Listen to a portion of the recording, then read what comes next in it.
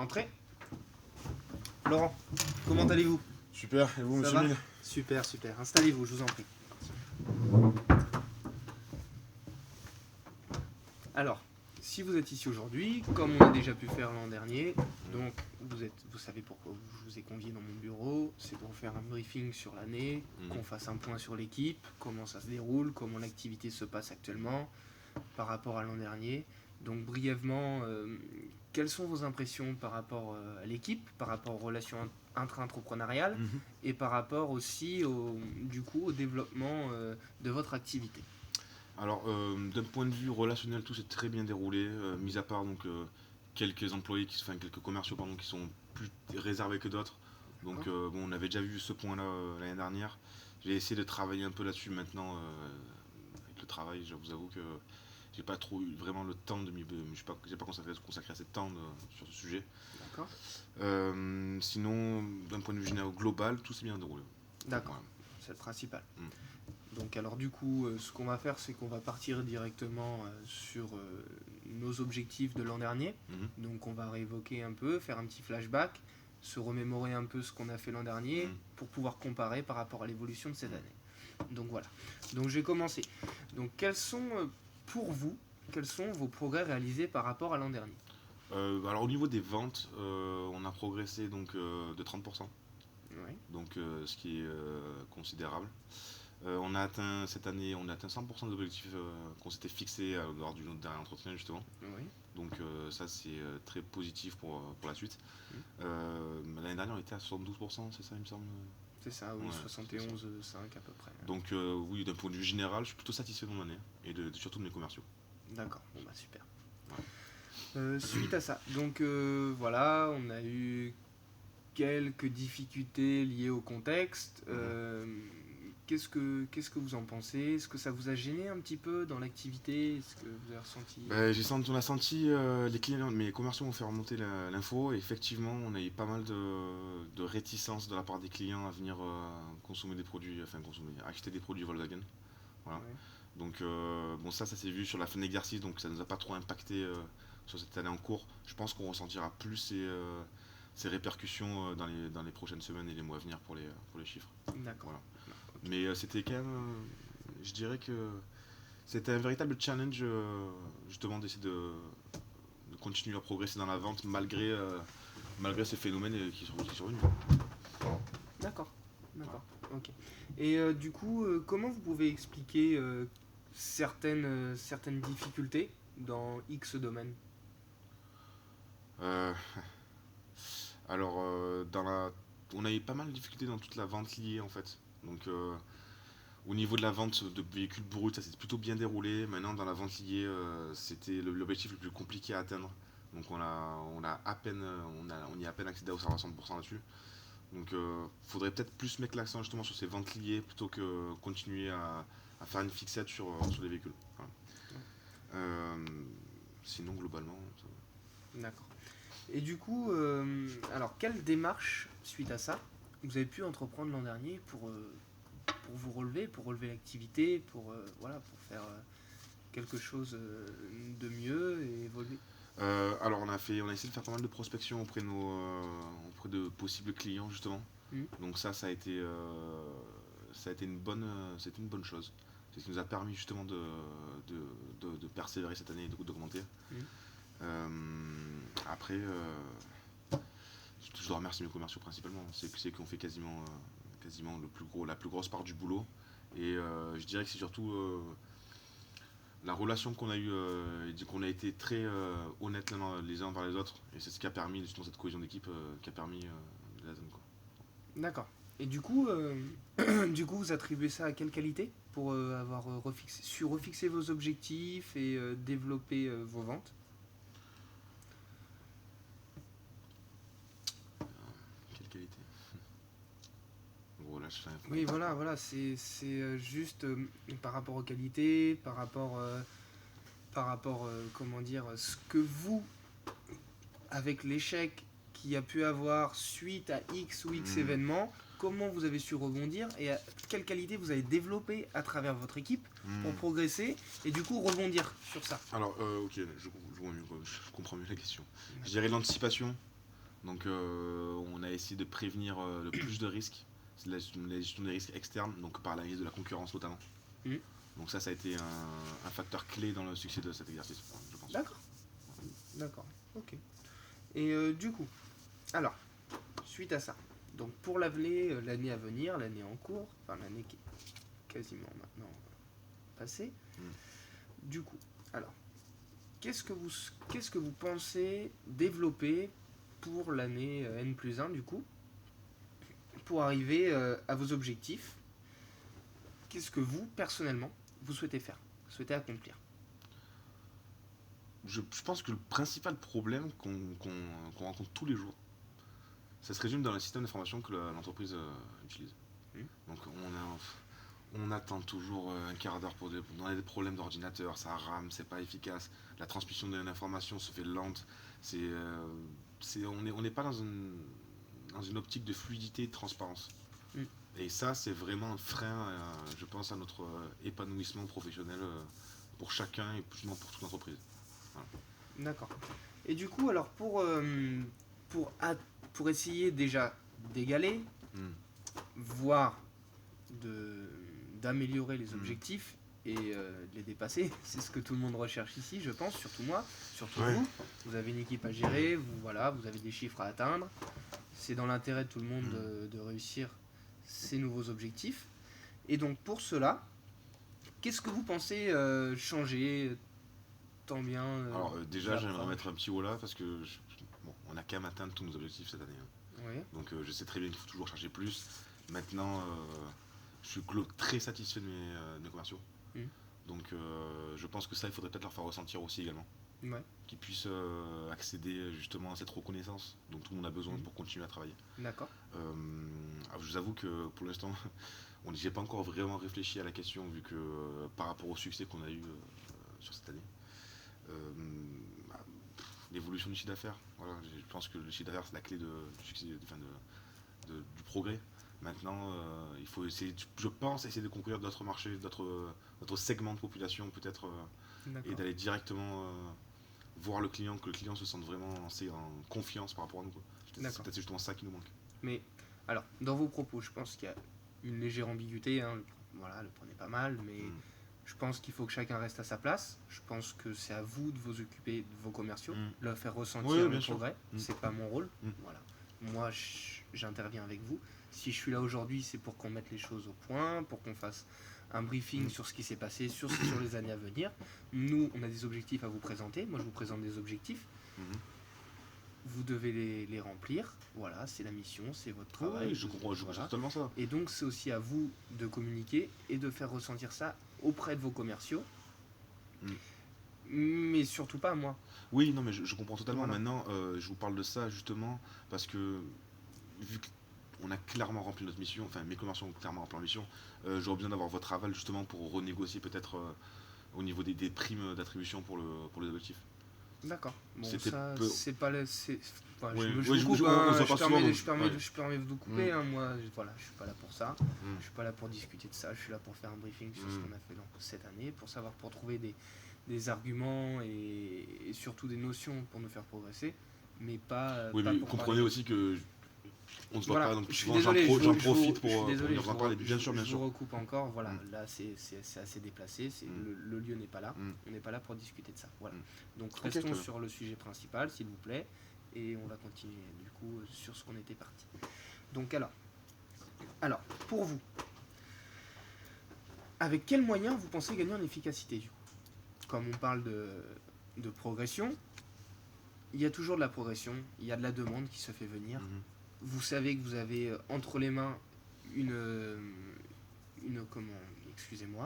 vous avez entre les mains une activité qui est en croissance, qui n'est pas très vieille, qui a 3 ans, donc c'est le lancement. Donc tout ce qui est nous, produits dérivés comme vous le pratiquez, donc voilà, donc là on est sur Audi, Volkswagen et Toyota. Voilà, les plus gros objectifs donc sur Audi.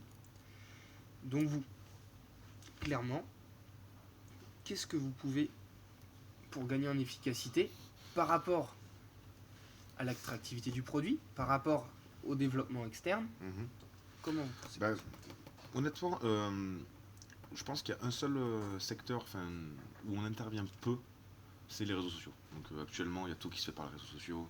La communication, ça touche quasiment l'ensemble de la population. Enfin, c'est en force croissance.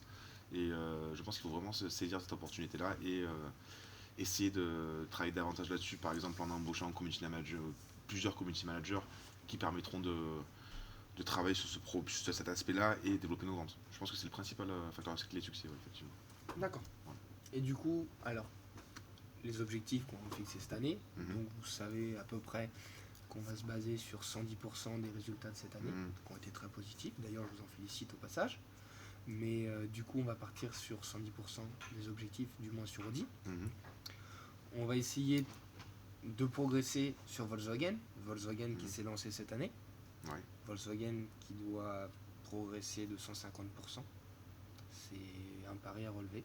C'est une activité qui est très convoitée. Vous pouvez comparer les résultats Audi et les résultats Volkswagen. Les résultats Audi qui sont comparés depuis déjà 3 ans, comme je vous l'ai dit. Volkswagen vient de lancer l'activité, on n'a pas les mêmes résultats, c'est sûr, mais vous partez pas non plus avec un chiffre d'affaires très élevé et très difficile à augmenter. C'est-à-dire que là, sur Audi, vous faites 10 fois le chiffre d'affaires qu'on fait avec Volkswagen. Donc 150%, je pense que c'est honnête. Ça sera plus si vous développez les mêmes moyens que vous entreprenez pour développer ce secteur-là. Donc voilà, moi je vous dis comment ça va se passer, voilà, je vous explique. Mais surtout pour avoir votre ressenti. On parlera des chiffres plus tard, à une autre occasion, c'est pas grave. Donc maintenant, ce qu'on va faire, comme je vois que là, c'est vrai qu'on n'est pas forcément ici pour discuter de ça, on arrive sur le sujet, donc on en discute. Moi, ce que je voudrais savoir, c'est dans le but de faire progresser, on va évaluer un peu les forces et les faiblesses. Oui, bien sûr. Forces et les faiblesses, du coup. Donc, quelles sont les tâches, par exemple, que vous effectuez, vous personnellement, avec le plus de facilité? Bon, je dirais premièrement, toute la partie phoning. Donc ça s'accède à tout le monde. En tant que manager, je peux pas me permettre de devoir déléguer ça à tous mes commerciaux. Il faut que je participe à cette tâche. Donc tout le monde le fait, tout le monde y participe. Le traitement de commandes. Donc vraiment pour les grosses commandes, c'est moi qui prends en charge, qui à chaque fois a pris en charge donc c'est les problématiques de logistique et autres. Parce que c'est mon rôle de prendre la responsabilité pour les parties importantes. Et toute la partie back-office. D'accord. Et du coup, pour vous, vos principales clés de réussite de cette année, quelles ont été? Alors au niveau des principales clés de réussite, on a été, je dirais, au niveau de la formation, on a quand même pas mal d'accès à la formation, qui ont été assez intéressants au niveau technique, parce que je pense avoir de bons commerciaux sur un aspect relationnel. Maintenant, ce qui nous manquait d'il y a 2 ans, c'était surtout l'aspect technique du sujet. D'accord. Et donc du coup, par exemple, les formations qu'on avait demandées l'année dernière ont clairement prouvé justement ont clairement prouvé leurs bénéfices. Et on arrive maintenant à en ressentir l'impact. Donc par l'évolution du chiffre d'affaires. Donc c'est pour ça que je voulais venir à ce sujet d'ailleurs. On en parlera juste après. Ok, bon, très bien. Je me permets de vous couper. Vas-y, très bien. C'est dans le processus, on va en parler juste après, vous inquiétez pas. Donc du coup, pour continuer, donc voilà, on a évoqué quelques qualités, quelques forces. On va parler forcément des faiblesses. Voilà.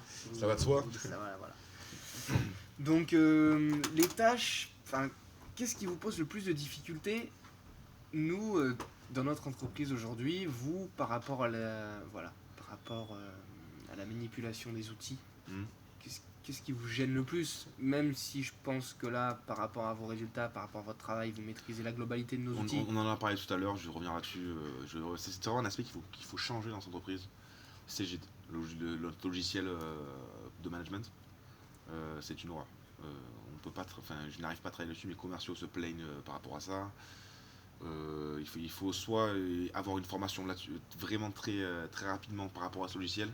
Parce que ça a été mis en place cette année, certes, mais on peut pas, quoi. C'est-à-dire que là, on passe plus de temps à essayer de comprendre le logiciel qu'à traiter réellement le fond du sujet, quoi. Donc, ça, c'était vraiment l'aspect complexe de la chose. Donc je vais répondre en 2 points dessus. Ouais. Donc je suis d'accord avec vous qu'il va Mm. falloir mettre en place des formations si vous Mhm. avez du mal à utiliser le logiciel. Un autre point où je ne suis pas d'accord, c'est le simple fait que ce logiciel est utilisé dans de nombreuses entreprises. Mm. Il a été testé, il a été prouvé, il est réutilisé. C'est pour ça qu'on Totalement. s'en sert. Mm. Donc faire des formations, certes, dire que c'est pas possible, je suis pas d'accord. Et c'est pour ça que je vous en parle. Voilà.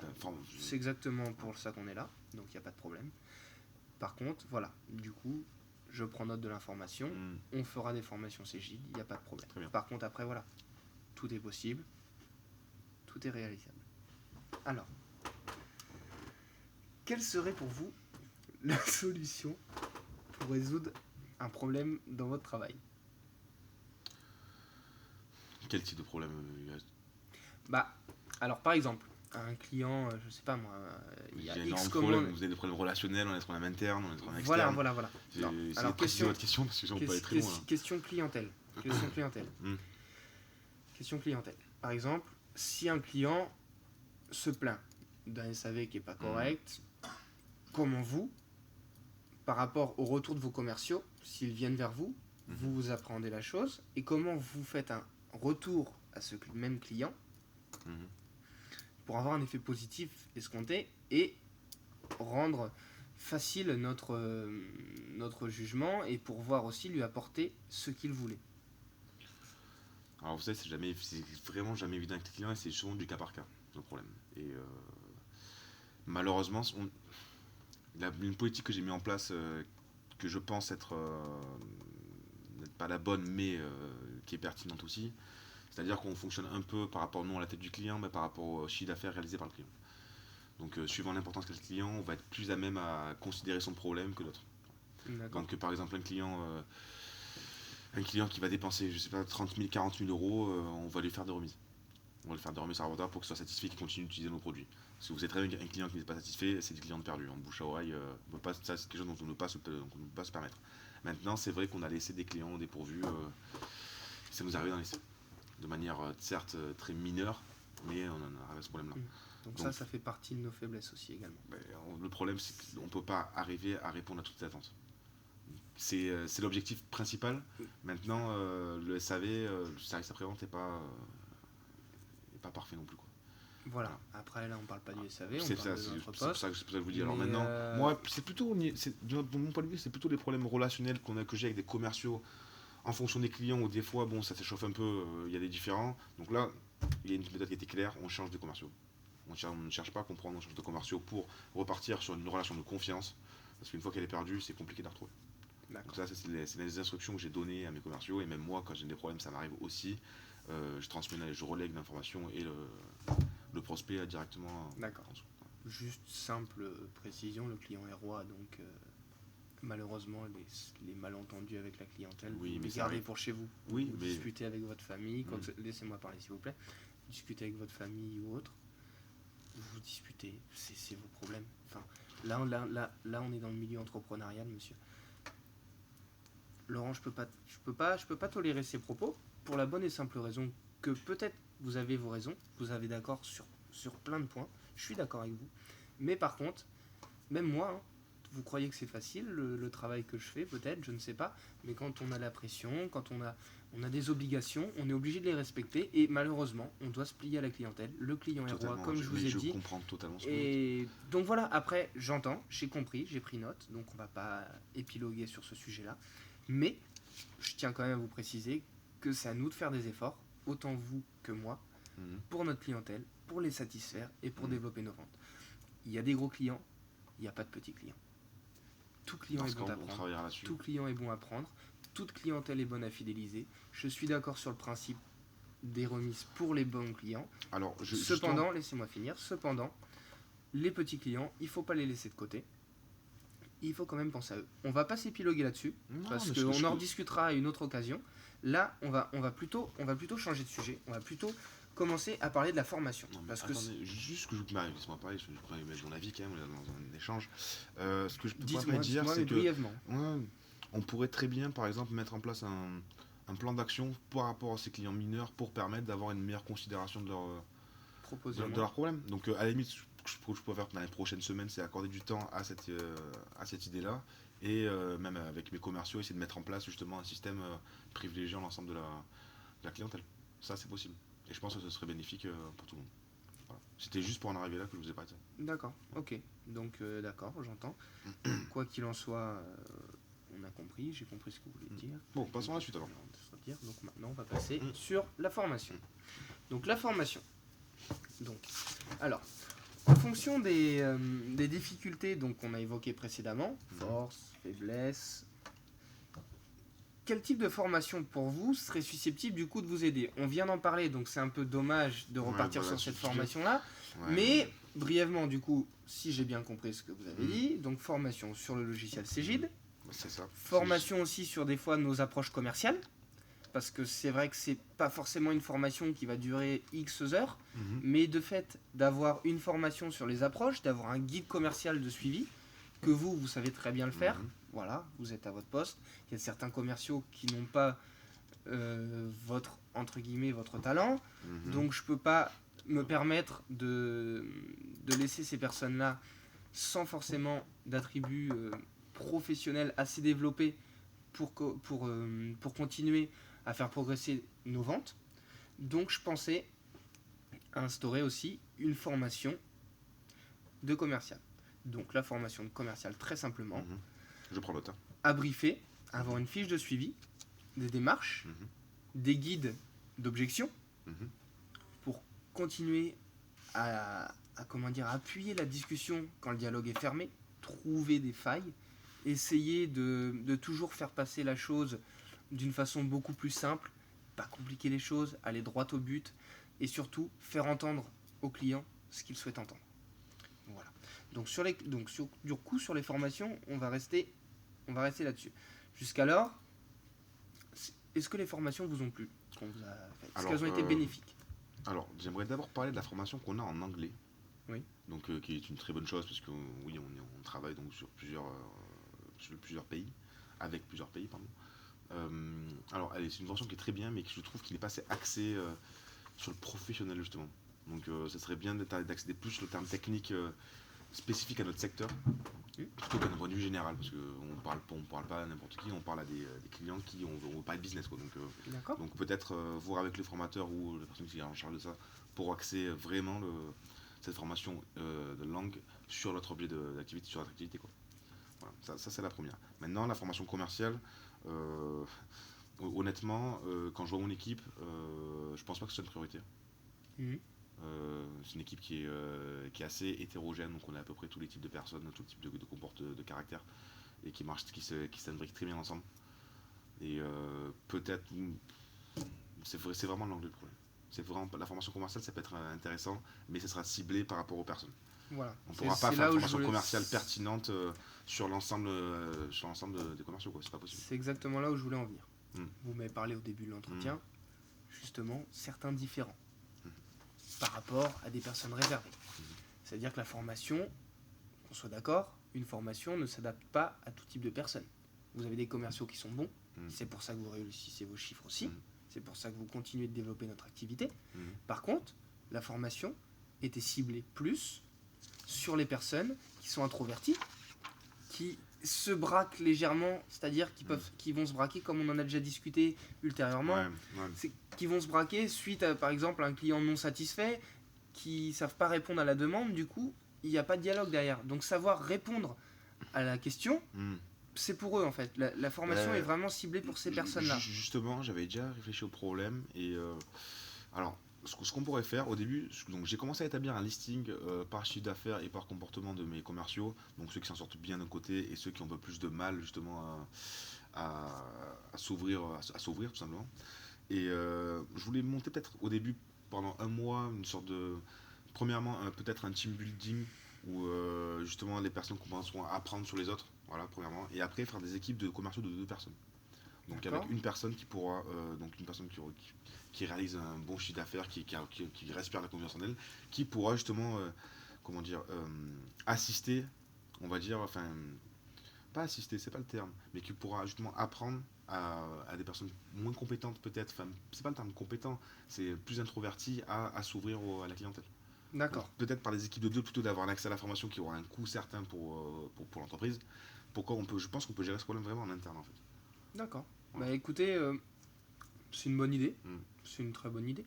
Par contre, sachez que pendant que le commercial va s'occuper de l'autre personne, Mm. malheureusement, c'est ce commercial-là qui vous rapportera, parce que vous choisirez, c'est ce commercial-là l'un de ces commerciaux qui vous rapportera le plus d'argent. Donc pendant qu'il sera occupé à aider et faire évoluer une autre personne, lui, malheureusement, ne pourra pas développer ses ventes. Et pour qu'on termine, mettez-vous à la place du commercial. Le commercial fonctionne avec des primes. Alors vous allez... Non, laissez-moi finir. C'est important, vous me coupez trop souvent, monsieur. Alors Laurent, écoutez-moi, que je finisse ma discussion. Donc, ce que je voulais vous dire, les commerciaux ont des résultats.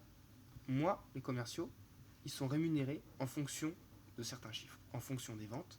Donc, si vous dites à un commercial demain, monsieur, allez, par exemple, vous dites à Luc, demain, Luc, un de nos meilleurs commerciaux, vous lui dites demain, bah, écoute Luc, tu vas t'occuper de Carole parce que Carole, elle n'est pas là. Donc, et tu l'assistes un petit peu. Voilà, il va pas s'en occuper, c'est pas son nourrisson, je suis d'accord. Mais par contre, il va l'assister. Mais pendant qu'il va l'assister, il va se dire ouais, mais attendez, monsieur, vous êtes gentil, moi je suis pas là pour ça. Il y a des formateurs qui sont là pour ça. Et donc pour éviter ces problèmes en interne, parce que même si ça peut nous aider, non, mais je comprends. Moi je vous le propose. Moi c'est pas à vous de me dire les moyens de la société. Ça c'est moi qui m'en occupe, c'est moi qui gère. Si je vous propose cette formation là, c'est qu'elle a été réfléchie, qu'on a déjà décidé et que l'accord est passé. Donc moi je vous le propose à vous en interne et maintenant juste à me répondre si oui ou non pour ces personnes-là ça vous intéresserait. Moi je vous le propose. Donc qu'on garde les pieds sur terre. Vous avez aussi des objectifs à remplir. Comme je vous l'ai dit tout à l'heure, si vous perdez certains de vos bons commerciaux pour développer d'autres ventes, à d'autres personnes qui ont plus de mal, et ben je pense que ça impactera aussi sur vos résultats et vos objectifs ne seront peut-être pas remplis. Je suis totalement d'accord avec vous. Donc, maintenant, si je vais me laisser finir tout à l'heure, ce que j'ai envie de vous dire, c'est qu'on peut très bien mettre en place ce genre de principe, ce genre de système sur des périodes dites plus ralenties, par exemple les vacances d'été ou avec les départs en vacances, l'économie est au ralenti, ou par exemple sur de courtes périodes. Voilà. Ça, je pense que pas formation, je veux pas avoir appliqué ce principe vraiment sur la durée, juste vraiment par très courte période, genre une journée, une après-midi par client, juste pour leur donner, pour les initier. D'accord. Voilà. Donc, après, maintenant, proposez votre plan de formation. Je vous explique juste le plan, léger le plan de formation. Donc, ce serait une formation, justement, parce qu'on travaille quand même avec des personnes qui ont un certain bagage. On n'a pas de débutants, on a toute personne, ça fait au moins 1 an qu'ils sont dans la société, donc ils commencent à avoir l'habitude de notre clientèle. Donc, ce serait plutôt des formations, pas de remise à niveau, ce serait un peu péjoratif, mais pour cibler l'attente de notre clientèle et savoir anticiper les réponses des clients. Et avoir vraiment une thématique à suivre, avoir un suivi de la formation, c'est-à-dire son plan qui guidera notre appel téléphonique ou qui guidera notre demande par rapport à notre clientèle. Donc ça va être fait en externe par nos formateurs, ça va être expliqué sur, au début, 1 journée par semaine pendant 2 mois. Donc ce sera la durée de la formation. Donc on aura tous les lundis matins, on aura l'explication du formateur, échange, à partir du lundi après-midi, mise en application. C'est-à-dire, mise en application, le formateur sera là pour suivre les différentes personnes qui suivront cette formation et pouvoir apporter certains plus. Mais le commercial poursuivra son activité. Le but, c'est pas de lui couper son activité pour pas lui vendre des ventes. Donc on bloquera qu'une matinée. Voilà, une matinée sur 2 mois par semaine. Voilà. Ça vous convient ? Bah, écoutez, moi ça me convient. Enfin, je vous soumets l'idée. Après, c'est vous qui prenez la décision. Mais je pense que par rapport à vos arguments, c'est vrai que ce serait peut-être plus pertinent. D'accord. Bon, alors voilà, c'est bien. On a fait à peu près le tour. On va parler maintenant, on va parler un peu de vous quand même, parce que c'est aussi le but de notre entretien. Donc, alors en parlant de vous, donc pour votre avenir, comment voyez-vous professionnellement parlant, donc que ce soit dans notre société ou dans une autre société, dans 2, 3 ou 4, 5 ans, quel poste vous souhaiteriez occuper, si vous souhaitez changer, évoluer, sur des perspectives d'avenir ? Vous savez, en tant que commercial, on se doit d'évoluer constamment. On ne peut pas stagner, il faut tout le temps avoir cet objectif d'aller plus loin. Donc maintenant, dans 5 ans, là, je suis chef de projet commercial. Ce qui m'intéresse très grandement, Ça sera un poste de direction commerciale. D'accord. Maintenant, effectivement, ça va dépendre des opportunités, du travail que j'ai réalisé. Donc, je verrai, je préfère me laisser le temps pour voir par rapport à ça, si c'est possible. Maintenant, je vous avoue que si dans les prochaines années, si j'ai pas des perspectives d'avenir intéressantes, oui, il est possible que j'aille voir ailleurs. D'accord. Voilà. Donc c'est exactement la question que je voulais en venir. Si vous aviez une proposition X, soit de notre part en interne de notre entreprise pour une évolution, pour un remplacement de poste, ou alors en externe d'une autre entreprise qui serait pour vous un poste plus adapté, donc autour de la direction commerciale, toujours de la gestion, vous seriez prêt à franchir le pas du coup? À l'heure actuelle, non. Parce que je suis bien dans cette boîte, je suis épanoui, j'ai une bonne équipe, ça se passe bien, je suis content d'aller au boulot. D'accord. Maintenant, dans 2 ou 3 ans, c'est possible. D'accord. Ok. C'est une éventualité. D'accord. Je préfère être honnête avec vous. On est là pour en parler, on est là pour discuter. Voilà. Moi, j'ai fait ma carrière, je suis allé aussi à droite à gauche, j'ai fait ce que j'avais à faire en fonction des opportunités, en fonction de mes envies, de ma carrière. J'ai respecté le poste que je m'étais attribué dès le début dans des secteurs d'activité différents. Voilà. C'est ce qui m'a plu. Bon, là-dessus on se comprend. Voilà. C'est une bonne chose. C'est pour ça que je peux pas vous. Ça fait un petit moment que je comptais vous en parler justement et c'est l'occasion. Voilà. Et alors, par contre, là vous êtes chef de projet commercial. Si vous voulez atteindre un poste de direction commerciale, pour vous, intérieurement, quels objectifs vous fixez pour réussir à ce poste-là? Il n'y a pas d'objectif particulier. Je pense pas qu'il y ait d'objectif particulier pour. Je pense que c'est des questions de rigueur, de ponctualité, de savoir-être et surtout de management et d'expérience. Et je sais que je sais très bien, j'en suis conscient que personne peut revendiquer l'accès à un tel poste du jour au lendemain en claquant des doigts. Voilà, c'est ça. J'en suis conscient. Maintenant, vu mon ancienneté, j'espère pouvoir y accéder dans les prochaines années. C'est pour ça que je vous en parle tout à l'heure. D'accord.